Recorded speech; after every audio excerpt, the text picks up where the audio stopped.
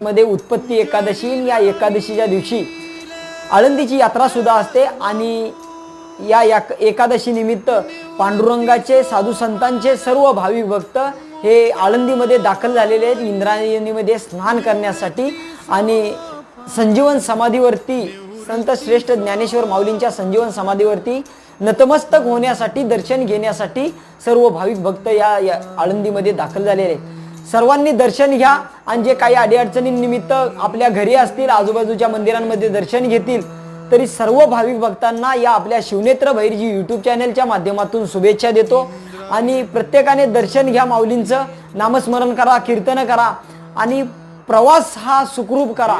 Driver लोकांना झोप घेऊ द्या, येताना अर्धा तास लेट होऊ द्या परंतु प्रवास हा सुखरूप होऊ द्या।